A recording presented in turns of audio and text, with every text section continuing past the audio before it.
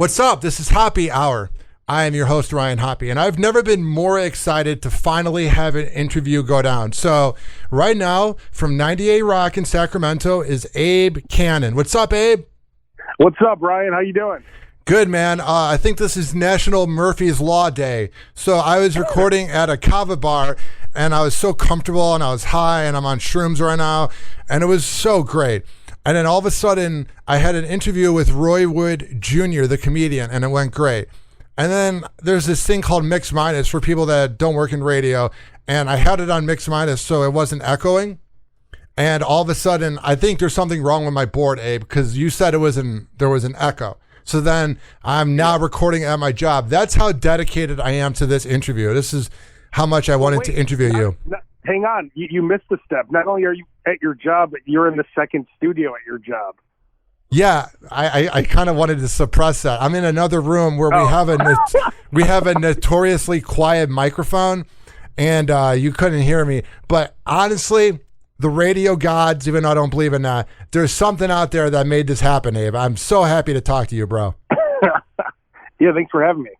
So, dude, I've been listening to your show on 98 Rock. I've been a fan of you going back to when you were on Howard 101. I remember when I first heard you on Howard 101, I was used to hearing like Jay Thomas replays and Stern. And I remember, man, because I was a fan of you when you worked with Man Cow, and then you were on Howard 101. It's been a long journey, bro.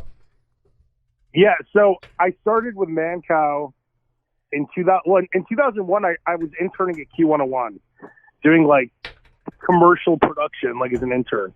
And then I started interning for Man Cow. I ended up working with Man Cow. He hired me like within, I don't know, I interned about a year, and then I worked with him for like 5 years. And then I went to Miami. I was on the Paul and Young Ron show on Big 105.9. And then from there, Sludge and I did a show in Richmond, Virginia. And then after that, they got rid of all, so it was Cox Radio, and they got rid of all their morning shows, and they put Bubba the Love Sponge on mornings on all their rock stations. So I lost my job because of that. Yeah, so I started doing a podcast in my bedroom, and I'm like, who would I want to do this podcast with? So I had my friends Ryan Mano and Bass, and then I always thought my brother Sam was hilarious, and he'd be funny on the radio. So the four of us started doing a podcast, and based on that podcast, they picked us up on the Howard Stern channel.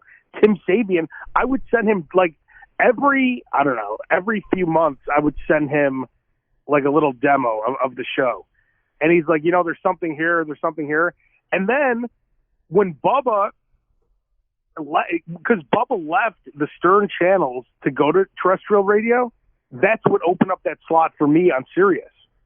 So it's kind of funny. I lost my job because of Bubba, and then I was able to get that job at Sirius because of Bubba. And it's crazy because, Tim had Baba Booey. He had Howard listening to our demo tapes and stuff. So it was crazy that he put us on the air based on and this is a podcast back in like, what was that, like 2009 or something, that I was doing in my bedroom. So, this is before podcasting was really popular. And, he kind of put us on, an unknown show. We were doing the show from Chicago, and we were on the Howard Stern channels after like doing a podcast for a year, which was crazy. So how did you get the job at 98 Rock in Sacramento? So I was doing mornings on Rock 95.5 in Chicago with Angie. I loved doing that show. I loved that station. I loved working with her. I loved everyone there. Just my contract was up, and we just couldn't come to terms on a contract. So I actually turned down their contract offer. And when I turned it down, like within, I had a few different people reach out to me like immediately as soon as I said I was available. And this dude, do you know who Pike is? Yes. So Pike, I worked with at the Loop, and he sends me a message, and he's like, hey, they're looking for an afternoon show at 98 Rock. He's like, I told Aaron Roberts, the program director, he's like, I told him he should hire you. You're the guy that should do it. And it's that crazy. Like, then I started talking to Aaron, and then that's what led to it. But it's like, I didn't have this job lined up. I had nothing lined up. Like, when I left, I had nothing planned. I mean, as soon as I left, I had a lot of options because a lot of people reached out to me. But it's not like I had something planned when I left. So it's because my friend Pike, like, just because this dude, I'm sure, didn't really know me. Pike put in a good word for me, and then we started talking. That's what led to it. How has the transition been to working in Sacramento? Because you've worked in Miami, you've been worldwide with Howard 101, and then you did various shows in Chicago. What's the difference about Sacramento? Well, I was in Chicago pretty much my whole career except for like 2 years. So, I'm from Chicago. I'm born in Chicago. So, I've pretty much been in Chicago the entire time. You know, it's different. Leaving Chicago because my family's there, my girlfriend's there, so it's a big adjustment, but it's been good so far. I mean, the thing about it is I go back to Chicago every 3 to 4 weeks, so it's kind of like I haven't left.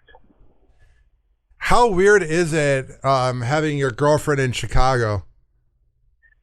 It's weird, but she works in TV. Like, she's like a set decorator and a buyer. Like, she's working on that show The Bear right now. Yeah. She's done all 3 seasons of that. And when she works on a TV show, she works like 60 hours a week or more. So I don't see her that much anyway when she's actually working on a show. So I would only see her on the weekend. So it's only been like a couple weekends here and there that I haven't seen her that I would normally see her. So I go there, like I said, every 3 or 4 weeks, and then she's coming here actually next week. And like, when she's not on a show, she'll be able to come out here more. So I think it's going to work out fine. But I'm definitely, I definitely go to Chicago a lot. There's a lot of haters of Chicago. A lot of people out there that talk bad about Chicago. What do you think about it in 2024? I think they don't know. Like, I lived in the West Loop, and I know there's crime and stuff there, but I mean, I would walk around all the time. My brother lives in the West Loop. We actually lived in the same building. We both had condos in the same building. And he just had a son who's like 8 months old. And they're always walking around there with a stroller. And I mean, I think it gets a bad rap. I worked on 233 North Michigan when I was at the last station. I'd walk around there all the time. I never had any issues. I think people think it's like anything else. It's like, if you stay out of certain neighborhoods, you're probably fine. But there's definitely people getting carjacked and stuff like that. But I mean, I've never seen it. Like I said, I walked around the West Loop all the time. By my work on Michigan Avenue, I'd walk around there. I'd go for walks like after work a lot of the time. I never had any issues. So I think Chicago gets a bad rap. I think Chicago is still the best city, and there's so much to do there. I mean, are you always like when I go to the Aragon or something and I'm walking back to my car, am I like feeling like really safe? No, but when I was 16 going to the Aragon, taking the red line and walking to the Aragon, when I was walking back to the red line, I didn't feel safe either. So it's like, it's not, I don't think much has changed. I think it's just with social media and everyone talking on Facebook and stuff, everything seems worse. But for the most part, and I understand there's definitely carjackings and crimes and stuff, but I think it's not as bad as people say it is. And I think people use that as a way to, talk smack about other things. Yeah, I noticed that people will make it very political. Like whenever someone talks crap about Chicago, then it just becomes, even though I don't like the mayor, it becomes, oh, the mayor sucks. So it feels like it's like a way to begin talking crap about whatever side of the party you're on. You know what? And that's what people do in general. And that's one thing I do on my show is I don't talk any politics, no matter what. If they bring it up on either side, I just shut it down. I'm like, I don't talk politics on this show because people who are obsessed with politics, like you just said, they figure out a way to talk politics no matter what they're talking about. Of course. No matter what it is. We could be talking about Metallica, and they'll figure out a way to talk about what. And that goes for both sides, too. They both do it. They'll talk shit about Biden. They'll talk shit about Trump. Whatever it is, they figure out a way to work in their politics. I'm like, dude, I don't care about your politics. And I think when you start doing a radio show and you completely cut that out, like I don't talk about anything. I didn't even talk about the elections or anything. And it's like, once you cut that out, you make people realize, like, hey, you know what? Maybe there's other things to talk about. and you're just giving, it's like, I'm listening to the radio because I want to have fun. I want to laugh. I want to be entertained. I don't want to be angry, because if you're telling me your political opinion, you're obviously trying to downgrade the other sides, right? So half the people listening are pissed off. And then the people who agree with you anyway, it's like, who cares? They agree with you anyway. So you're not picking up any new listeners. You're angering half the audience. It's like, that's not good radio to me. I think it's boring. It's antiquated. And I really hope more shows just completely cut that out. Well, it's weird too. My mom growing up listened to Ro Khan in the afternoon, and I would hear him when my mom was picking me up from school, and I liked when it was Ro and Gary. And I'll listen to some of the old shows online, and even then, when they were political, there was more of they were like in the middle. I think it was around when Trump got elected. Everything just got so divided. My uncle will be like, I don't know. He does this thing. He'll come to Florida and he'll go up to people and say, would you say you're a Trumper? Because Trump's big in Florida. And it's so embarrassing, Abe. He'll be like, are you a Trumper? And I'm like, bro, like. Is he pro-Trump or anti-Trump? Oh, he's the most anti-Trump person ever. Oh, okay. Yeah. Yeah. It's like, just keep your politics to yourself. And if you want to talk politics, you have your friends that want to just be angry all the time. Just go talk to them, but don't spew your nonsense to other people. It's just, I can't deal with it. And I think it's before Trump too. Like, this has been going on for a while, and it gets worse and worse. And the older people get, the more they fall into it. Like, the younger people, I feel like you're living your life and stuff. There's some people who are just sitting there watching either Fox News or CNN, and they just get angry, and that's their life. And it's like, go find something else. Figure out some kind of light at the end of your tunnel that like, even if you hate your job, you hate what's going on, figure something out. Like, do you want to learn how to play piano or something? There has to be something. You go play basketball or something. There has to be something that you enjoy doing that'll take your mind off these politics, because all it does is make people angry. Yeah, and I notice whenever I get mad about things, Abe, with anything in life, my performance at whatever I'm doing is not as good.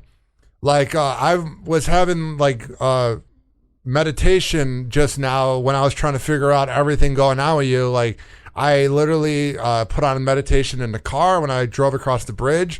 And then when the fucking room wasn't working, I was doing meditation there. It's one of those things, bro, that it's like, when you're calm, things work out. Like, if I would have started freaking out, we probably would not have been able to do this interview. But it's like, you got to be calm. And I noticed the most angry people are the ones that are political. Oh yeah, and even if they don't start out that way, it makes them angrier, because the whole point of politics is to divide people, and it just makes you angry. And they want to keep people fighting. They want to keep, people dumb and fighting about stupid shit, because, there's the rich people on top. They're on both sides. They're just laughing at everyone arguing. They don't care about anything. They just want to make more money. So as long as they can keep everyone in the middle fighting and, using them for their votes, they're happy. And then the people in the middle, they never make it. They never get to the next level, because they're stuck at a certain income. They're so polluted with politics, they don't even consider that there's other things they could do in life to improve their lives. And yeah, staying calm is very important. Like, people get angry and angry and angrier, and it gets worse. So I've been doing this self-reflection lately. I don't know if it's like a midlife crisis, even though I'm 30, but like, my uncle just died, and I've been really reflecting on things, because he was like my second father essentially. And I've realized that my whole 20s, it's not that I'm not happy with where I'm at in radio, but I noticed that the best radio comes from when there's adversity, or it comes from when you're not focused on it all day. And I feel like in my mid-20s, bro, that was all I cared about. And now I'm trying to be more, I don't want to say close to the earth and sound like a Florida hippie, but I'm trying to I'm trying to live more, because I feel like working at the Bone and working for Rover and all these shows, I feel like I was so focused on radio. Like, I remember even when I first emailed you when I was 17, I was like, I want to be the next shock jock. And you said to me, don't ever use that word. I think you said that in an email. Yeah. I never forget about that. Well, I mean, I remember you emailing me a long time ago, and I was pretty honest with you about everything. Like, I gave you, like, actual real feedback. And I think it's hard to find real feedback. Yeah. It's funny because I was watching Dr. Dre on Jimmy Kimmel with Snoop Dogg, 50 Cent, and they were talking about how Dr. Dre actually gives them real feedback. It's like, they're like, we don't even want to hear it sometimes because it's so real. But if you want to get better, you need to find someone that you could trust that could give you real feedback. Because if you ask like your mom or like someone who's your friend or someone who doesn't care to help you, they're just going to tell you you're awesome. Oh yeah, my mom's my biggest fan. It's scary. Of course, she should be, but you're not going to her for feedback. Yeah. All moms think they're like. There's mothers who have sons that are the biggest pieces of shit ever, and they figure out a way to make an excuse for them. Like these kids are shit. Like, they're committing crimes. Yeah. They're assholes, and it's like, and then they have a reason to, say that they're great. And that's just how it is. Like, if you have a kid, I mean, I don't have any kids, so I don't know what that feels like, but I understand that people, they think their kid is the greatest, but you have to find someone that's willing to give you real feedback if you want to get better at anything. You want to hear something crazy? I love telling people this when the topic of kids comes up on Happy Hour. Do you want to hear the craziest thing? Yeah. I got a vasectomy at 28. What? Yeah. Why? I don't want kids. No, I know, but like, why don't you just like, they make condoms and stuff like that. Condoms aren't fun, bro. Condoms are not great. Wait, but you could reverse the vasectomy, yeah, right? I have 4 years left to reverse it because I did it in 2022, and it said you have about 7 years, so I'll probably get it reversed at 34. But it doesn't. Why would you get it reversed? Why would you reverse it if you don't want kids? That's what I'm saying. Is like, unless I don't know, I just don't see myself being a dad because like I went through a pregnancy scare in 2017. And I was like, that was when I was diehard about radio. Like, I'm still diehard about radio, but I was like diehard about radio.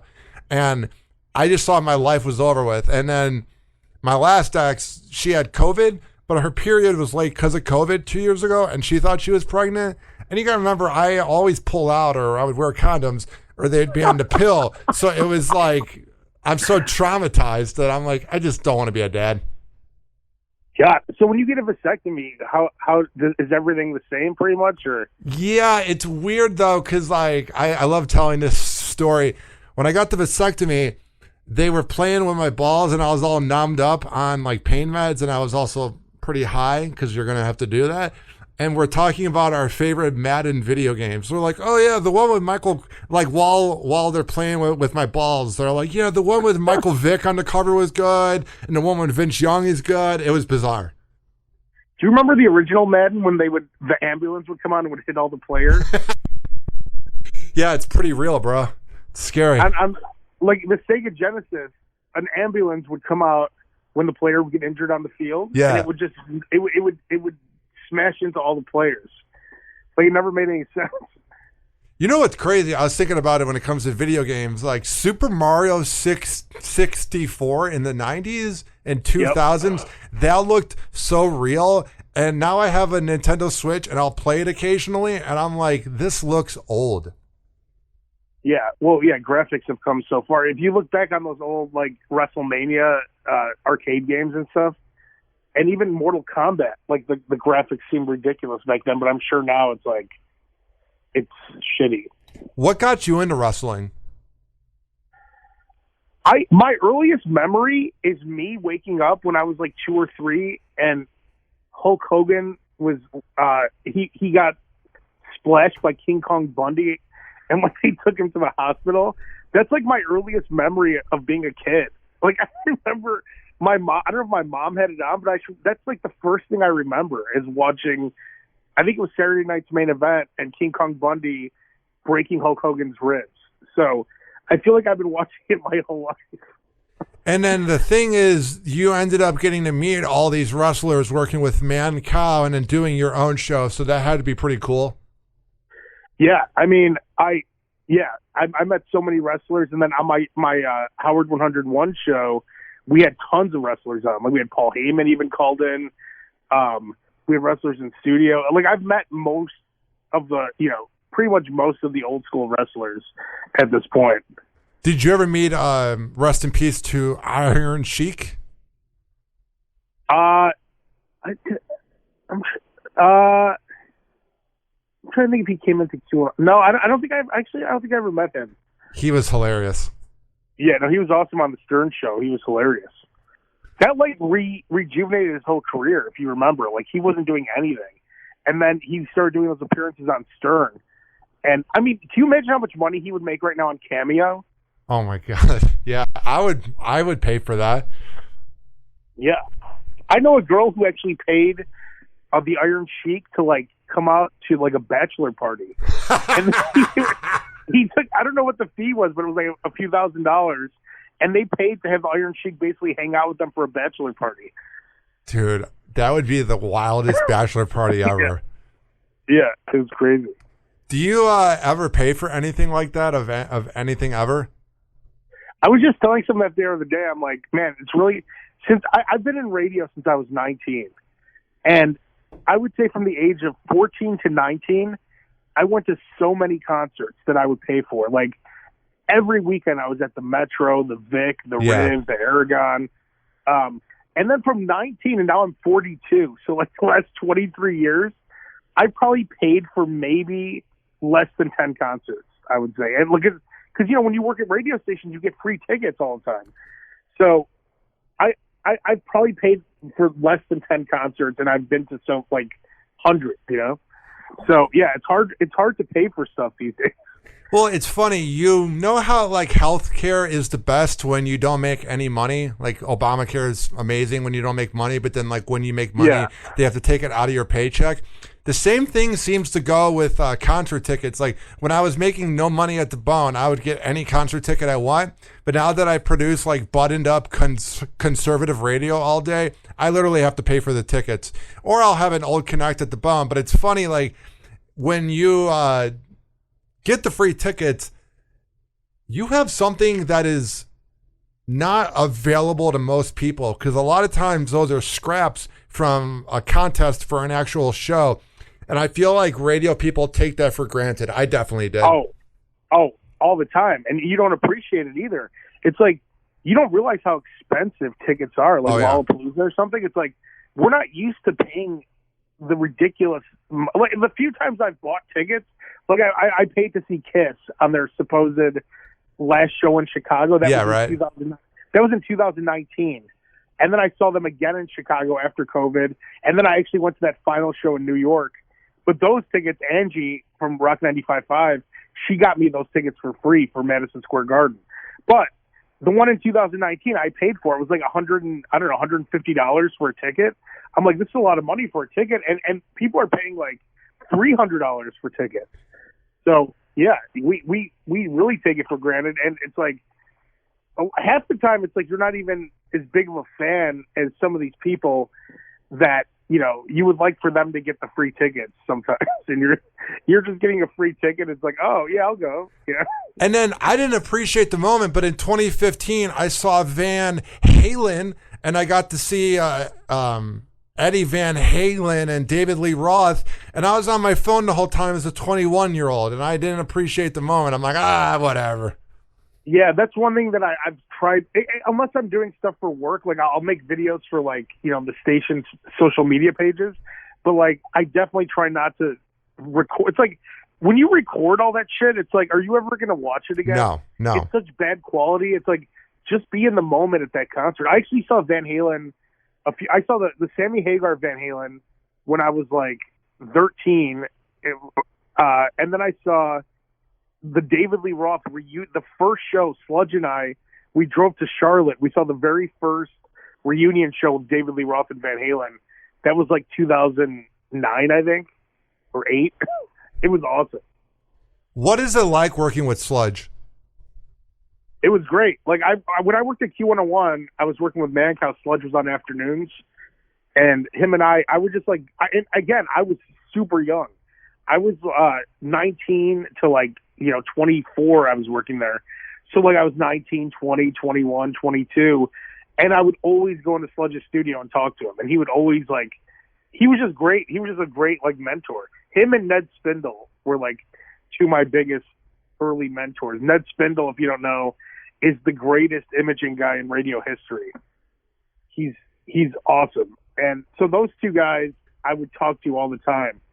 And then I worked with Sludge. We did that show. It was awesome, that show. We dressed up like dogs at the Michael Vick trial in Virginia. And we were on they put us on the cover of the Red Eye in Chicago, actually. Remember the Red Eye, the newspaper? Whatever happened to that? I don't know if that's still around or what, but I mean, we were on everything. We're in the ESPN 30 for 30 that they did on the Michael Vick trial. Yeah. So that show was awesome that Sludge and I were doing. But then again, that went away because Cox put Bubba on all their stations. And that worked out well, right? Yeah, that didn't actually. That was sarcasm. I know. Dude, working in Tampa radio is hilarious. My co-host and producer for Hoppe Hour, because I do 2 versions. I do the talk show version and I do these interviews. He describes Bubba, Cowhead, all these guys and all the listeners with the perfect word to describe Florida radio. You ready? Yeah. Mutants. Well, you have to look at it. Whatever they're doing, it's like Bubba. Somehow he was super successful. So anyone that's super successful, they're doing something right. No matter what it is, no matter what your opinion is on them, it's they have an audience somehow. So I don't know. Bubba, is Bubba even on right now? He's on a brokered AM in Tampa, but he does better online on YouTube and Twitch. I wonder how much money he makes doing that, because he has that studio and all that stuff. It's you wonder how they're able to finance that. Yeah, it's crazy. It's did you ever have a chance to work in Tampa radio? I feel like you would have thrived here. I'm not saying it's not going to happen in the future, but I feel like you would kick ass here. No, I was actually on 98 Rock in Tampa, but when I was on Rock 95.5, yeah, I was the late night host on every rock station for iHeart. But that I just tracked that, so it was a voice track thing. So that I don't really count that because it took me 20 minutes a week or something. So, but yeah, I was on that station. People would text me "Hey, are you on 98 Rock in Tampa?" I'm like, "Yeah, I guess." I remember. I think you replaced Kid Chris. He was doing voice tracking for a minute of his show. Oh, was he? I don't know. But Kid Chris actually worked on Rock 95.5 for a few weeks too. He did weekends on our station. Did he really? Because I remember because he emailed me. He's like, "Hey, I'm," because he knew me from Howard Stern, and he emailed me once. But then he was gone. He only did it for a few weeks, so I don't know what happened with that. But he does mornings in Cincinnati for iHeart, I think. Yeah, I think I interviewed him 5 years ago, and I think he pretty much said that it was a lot of work it didn't feel like it was worth it, and I don't think he was making any money off of it because they were repurposing his morning show and airing 2 or 3 minutes at night, but I think it was too much work. Yeah, I'm all for live radio. I think I know it's easier to voice track, but I think anyone my show on 98 Rock right now, my afternoon show, is 100% live. I don't even. And it's funny, I told the program director the other day, I'm like, I don't even know how to voice track here yet. I've never done it. I'm live the whole time. And I think that's the future. If you want, everyone says oh, young people don't listen to radio. Well, number one, that's not true. But if you want to develop young talent, you have to put them on the air and let them be live and let them go crazy. like even you're 30 now. I'm talking about like 22-year-olds, but you're still really young, right? Yeah. So even someone like you or someone even 10 years younger than you, give them the overnight shift and just don't swear, don't do anything, that'll get the station in trouble, but just go for it. Do whatever you think you would do on a morning show. And these are the people that you're developing to be your next morning and afternoon shows, right? So that's what I've always said. I'm like, I wish we could get back to having like a minor league system where stations are developing these young guys and girls to eventually take over morning and afternoon shows. And just, you have to let them be live though, because if they're voice tracking, like I know a lot of people who have been in radio a long time and they've never been live, which is crazy. That's insane. Yeah, it's like there's a big difference in being live.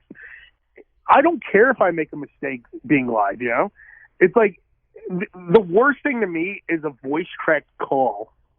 It's like when they cut it so much and it sounds like shit. It's like, oh, is that extra 3 seconds going to make that big of a deal? Just talk to someone, and you have to know in your head when to cut them off. I mean, that's a skill in itself. But go on. No, go ahead. I try not to talk crap about shows, and I'm not going to say the name of it, but it airs in Chicago, and it's voice tracked, and the guy makes good money. He's in a lot of cities. His name is Greg, but my God, dude. That chopped up fake radio is awful. That voice tracked, where it just sounds fake. It's like people know it's fake. Oh, yeah. Yeah, I mean, it's just too – people cut up calls just too much. I'm all for being live. I think everyone should be live. It's a different thing. It's just better, Now, the morning show at 98 Rock was let go. Is there ever any talks about you doing mornings? No, they actually said that they found that afternoons is more important than mornings at this point. Yeah, because Sacramento radio in the afternoon, my friend Stroke used to do afternoons there, and that's Sacramento really cares about their afternoon radio. Some markets don't, but it seems like Sacktown does. Yeah, and I know that in afternoons in general, in a lot of places, they have more people listening than in mornings. And it makes sense if you think about it because, for mornings, all the people who drove to work for the morning I was just about to say that. Home. I was just about to or they're working from home, like they're not, leaving the house. Exactly. So all those people then, after they're done working from home or whatever, now they're getting in their cars and running errands and doing whatever else they do. And then you have people working third shift. They're all in their cars. So it makes sense that there'd be more people listening when everyone's awake than, people are sleeping a lot of people are asleep between, 5 a.m. and 8 a.m. So it does make sense. And no, I'm staying in afternoons. So Abe, it was hilarious. I'm not going to say what company it is, but they love radio. But it's funny. They had a end of year meeting in 2022 going into 2023. And this is when people were working from home. And they essentially told the sales team that they needed to go into the office because they didn't know what shows were on. And that it was important to listen to the shows in the car. It was hilarious.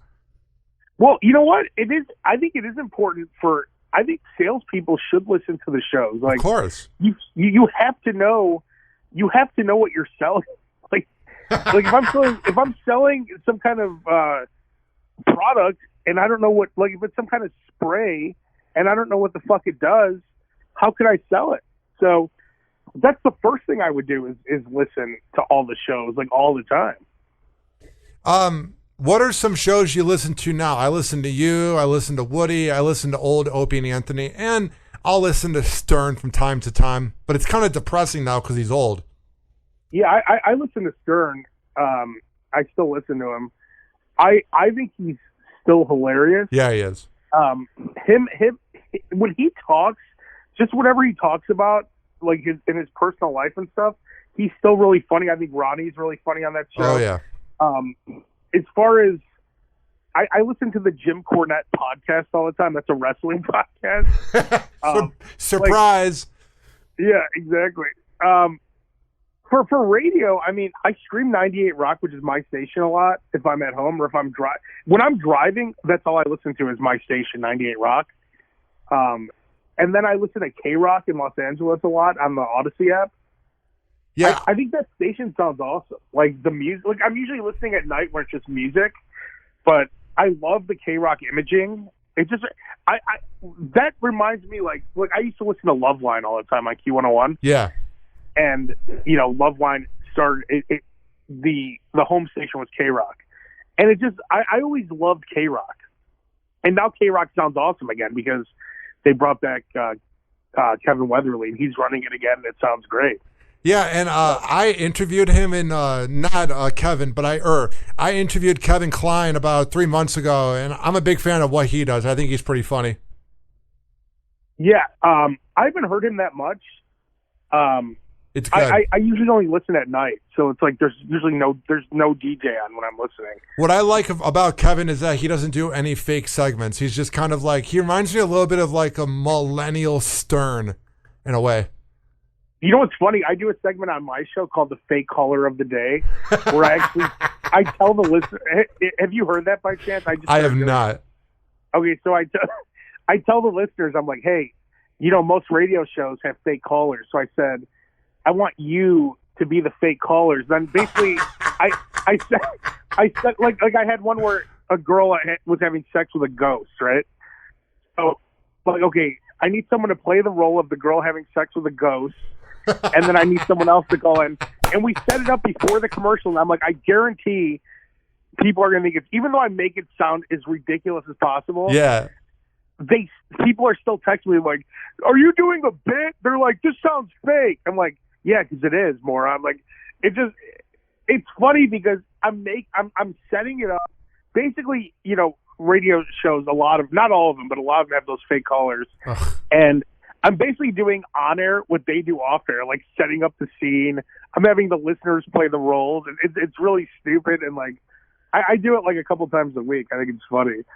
I got in trouble when I worked for a company that had a morning show in Tampa that was doing that, because I said on air that I didn't say their show was fake, but I said that it was fake, and they're like, don't get him mad at you. I'm like, if you're gonna do fake radio, like, you're putting yourself out there to be critiqued. But you said it when you worked there? Yeah. You probably shouldn't do that, though. I said it on my podcast. I said shows do it. I didn't say their show did it, but they were not. Gotcha. They were not happy. Yeah. It's like you don't want to. I don't like the whole mentality of. It seems like a lot of people who. It's either you work in radio and then you don't work in radio for a while and then people talk shit about radio. It's like, I don't want to like, I never talk smack about anyone, anyone I've worked with or anything, because it does no benefit for you. Now, could you make fun of that stuff? Yeah, it's fine. But I mean, if you're currently working there, it's probably not a good idea just because they're going to hear about it. Oh yeah, they heard about it. I don't have any regrets, but 30-year-old me would not have done that. But 29-year-old me was a son of a bitch. Yeah, I mean, we all make mistakes when we're younger. You just have to learn from them. I mean, I've done stupid things too that I regret, and then you just learn from it, and it makes you better, actually. I honestly love that I did something like that, because then it's like, I don't want to. The word bad boy is so annoying. But it's like, I like just being honest. I think it's a blessing and a curse. It comes from ADHD. I love to talk, Abe. And sometimes, for example, like, I'm kind of dating this girl right now. I don't really know what we are, but we're hooking up and sleeping over and doing that. And her dad knows everything about me because he listened to Calta, and he still does. So he knows everything about me because I said everything on air for 7 years. And I'm like, I forgot I did that. Were you actually on the air on that show? Yeah, I was the backup board op, and then I did a lot of boxing matches and events. So yeah, I was pretty prominent. They will say I wasn't, but I was. So you would be on, like, whenever you were board opping, then you would chime in on stuff. And they would check in on like how my dating life was or anything like. And I was always, And when I worked with Rover, I did the same thing. I always wanted to be honest and real, but I said a little too much. Yeah, I mean, yeah, I guess there's always that. There's certain things you probably shouldn't say. Well, I was talking about like I remember when I worked at Rover, I was breaking down my sex life, like play for play, because he wanted it. Yeah. And my mom was listening. She knows everything about my sex life. It's frightening. Yeah, it's weird because I feel like a lot of radio hosts, they get older and then they don't really do much, right? They just go home, they sleep. So they need guys like you on the show to like add some spice, right? Because you're out there doing, interesting things. Yeah. So that's why those shows do that. So that's why I think like no matter however old you are, you have to continue to live some kind of a life so you have something to talk about. And I know you just said that, like what I said about the fake prank calls was like not the best choice and whatever, but I'm going to use my big mouth again because I don't particularly care. But a lot of times the older shock jocks that like use the younger people for content because they'll say anything, a lot of times they have a lot of skeletons that they're hiding. So they really can't talk about what they did over the weekend because they might have hooked up with another woman or whatnot. So they go with like the whipping boy because the whipping boy is more prone to say things that are truthful. Well, that's not just the shock jocks. That's like regular DJs too, like top 40. Like you'll see all kinds of people that hide. I mean, I feel like the most buttoned up people are hiding the most stuff half the time. Oh yeah. You've seen that happen too, right? With morning show boot camp. I saw a lot of married men in 2013 hitting up Dennis Hoff, and I don't think it was about interviews. Yeah, exactly. Yeah, Dennis. It's funny. Dennis Hoff, legend, was so prominent on rock radio for so many years. Now he's dead, of course, but. Wasn't it funny? Didn't he win the election or he got a lot of votes after he was dead because he was running for some position? Yeah. Something in whatever county he was in. Like I forgot what he won, but he was dead. Yeah. So I don't know how that worked. That's the most 2010 thing ever. All the shock jock shows like 15, 20 years ago would like give their like whipping boy or the like whack packer a day to the Bunny Ranch. That's like the most 15 years ago humor ever.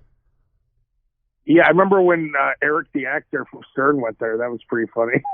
It's funny, as a radio geek, I can hear when people copy other shows, and it's funny. A lot of the second tier shows over the years, I'll be like, oh, they sound like this show or they sound like this show. It's funny when you're really deep into radio that you can hear like a lot of shows I've worked with that are from New York City, there's a lot of Don Imus in them because all their moms and dads listen. If they're Gen X, oh yeah, there's a lot of Don Imus in people. They're ripping into the other members of your team because Stern rips into people, but in some ways it's ball busting and it's funny. But I like listening to old Don Imus on YouTube because I find him fascinating. But my God, bro, he was cruel to people. And I'll hear a lot of shows from New York or comedians that grew up with their parents listening to it. Oh, yeah. Don Imus is pretty prominent in a lot of Gen X radio. Yeah, I mean, everyone, though, is inspired by someone, right? Like, I started out listening to Mancow and listening to Stern, which is crazy that I worked on Mancow's show for 5 years. Well, more than 5 years. I worked on Mancow's show 5 years and then 3 years again at the Loop. So I worked with Mancow like 8 years. I was on Stern's channel 3 years, and I was on his show a couple of times, and it's crazy. But those are the two guys that inspired me the most when I was coming up in radio, were Mancow and Stern, because that's who I listened to. So there's things that I do today that Mancow 100% inspired. Like I play a lot of music on my show all the time. And that's directly from learning from Mancow. Like me running the show, like everyone tells me I like run a great board and stuff, like the way everything's so like clean and like so many elements going on at the same time. That's directly from Mancow. Or when I was listening to you, when you did your sports report, I felt like Al Roker was there. Yeah, I mean, him and Roker and I do the Slob Show podcast still, and yeah, I mean, I've there's a million things. And Roker from the Mancow Show, yeah, Roker. There's a lot of things he's inspired me. Yeah, for sure, and Stern inspires me probably the most. Just in general, just talking the silliness. You know, to me, that's a big deal. It's like the silliness, the way you talk. Not caring, and like just how open he is about everything, like saying what you probably think like you just said, you say stuff that you probably shouldn't say. That I think that's a good thing to a point, right? Yeah. Like if you can't be worried about your mom listening. Oh, I was the opposite. She knows how I lost my virginity. It's frightening. Yeah. What do you call it, dude? It's funny. I grew up listening to Mancow. He's him and Eddie and Jobo, and then Jonathan Brandmeier's second act at the Loop in the 2000s, and Drex were the shows that I grew up listening to. And a lot of people talk crap about Mancow, but bro, that guy is a legend. Yeah, I mean, that's the thing. That's why, you know, all those guys that have big shows like that, there's always going to be people who talk smack about them. And I don't get involved in any of that because I know that, number one, those are the guys who are giving young people opportunities. Now, the question is, what do you do with the opportunity? Do you get stuck in a box, or are you able to figure something out on your own? Like, but Mancow put me on the air when I was 19. And you talk about prank phone calls. I've done 4,000 real prank phone calls. Like, all of mine were actually real. They sounded real, bro. Because they were. And like, that's the difference. But like Mancow, like I made these little bits and stuff. He would play them on his show, and then thousands of prank calls he would play. It's like, those are the kind of guys, like all those other morning show guys too. They're giving people opportunities to be on the radio.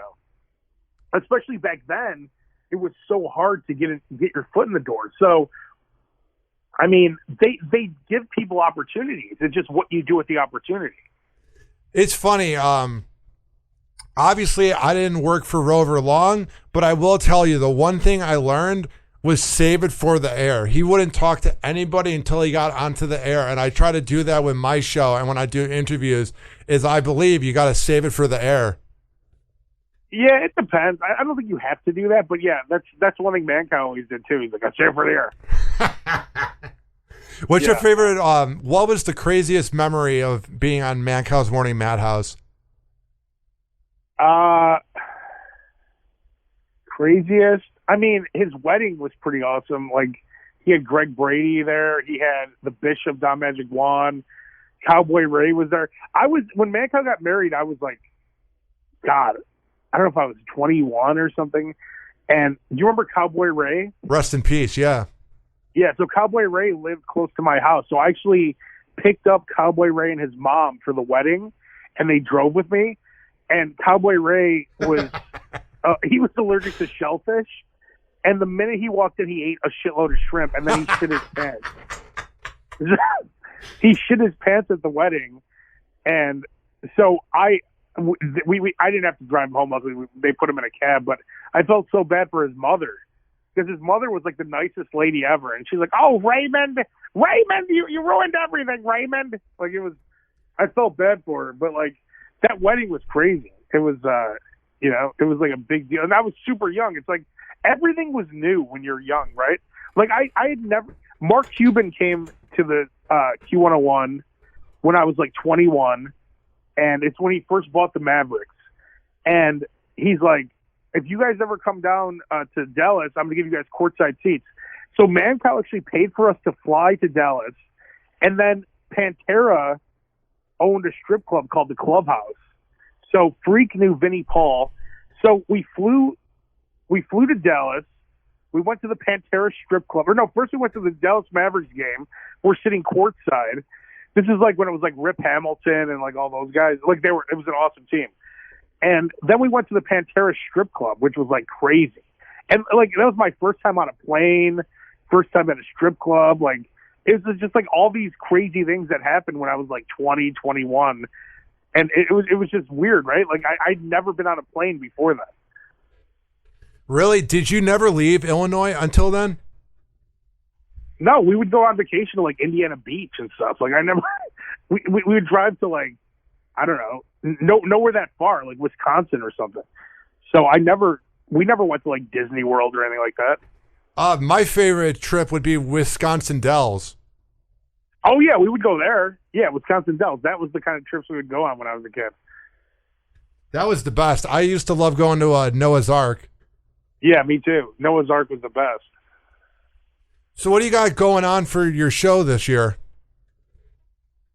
Well, I mean, I just started, just a couple months ago, and everyone's really happy with it. It's been going really good. I just do I try to just have a fun show where I just, don't take anything too serious, and it's just try to make people laugh, and I'm just trying to do a real show where it's live, talk to a lot of people, put a lot of people on the air, and I have some plans. Like we want to do some like live broadcast stuff because we're like right by San Francisco, we're right by Reno, close enough to Vegas and Los Angeles. So there's some stuff like that we want to do. But I'm just like getting started. So, well, Abe, how can people find your show? Just listen on the Odyssey app. Just search 98 Rock. I'm on 3 to 7 Pacific time. And then my website is just abekanan.com. I have links to everything there too.